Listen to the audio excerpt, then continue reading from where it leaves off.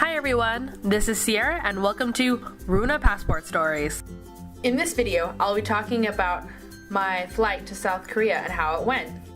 I was able to pack my entire life into 2 large suitcases, 1 small suitcase, and 1 backpack.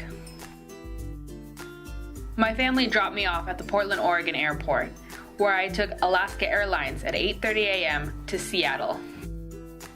The flight from Portland to Seattle only took about 30 minutes, but I did have a 3.5-hour long layover at the Seattle airport. From Seattle, I flew Korean Airlines directly to Incheon, South Korea.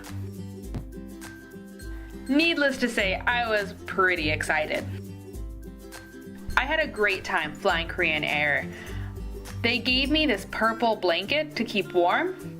They also gave me a pillow to sleep with. And they gave me some water from Jeju. I had a lot of legroom because the seat next to me was empty, where I could put my backpack and my pillow pet Francis. The seat in front of me had a TV screen that I was able to watch movies, TV shows, and even play some games. There was a remote control that not only controlled the screen, but it also was able to call the flight attendant. The first thing they gave out to us was, of course, peanuts, because every flight has peanuts, some juice, and a refreshing towel. I had really hoped I'd have an aisle seat, and I am so glad I did, because the view was gorgeous. Looking out the window and seeing that I was flying over the ocean. I had never flown over the ocean before.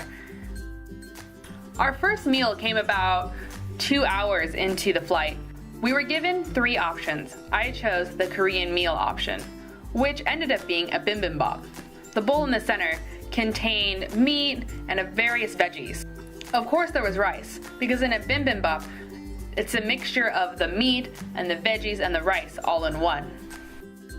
On the side, there was seaweed soup, some mixed fruit, and of course, kimchi. Although this kimchi appeared to be some kind of green pepper kimchi. I mixed the rice in with all the vegetables and added a good amount of gochujang. Gochujang is Korean hot pepper paste, and it is used in a lot of cooking. Before I could start watching the movies they provided, I had to ask a flight attendant for help, so I'm going to give you that information. When using the headphones, don't plug it into where you think it's going to go, because it doesn't fit. Instead, you have to plug it into the armrest on your left. See, I wouldn't have thought it would go there. One of the menu options on the screen was to track the progress of our flight. From this, I could see that our flight was going from Seattle up to Alaska and then down over Japan. I thought it was really cool when I could see all the ice on the ocean when we were up by Alaska. We were continually given juices and beverages the entire flight, but I particularly enjoyed when they gave out these warm rolls filled with meat. Eventually, they came around and asked each person if South Korea was their final destination. If it was, we were given arrival cards and traveler declaration cards. The arrival card would go to immigration, while the traveler declaration form would be given to customs.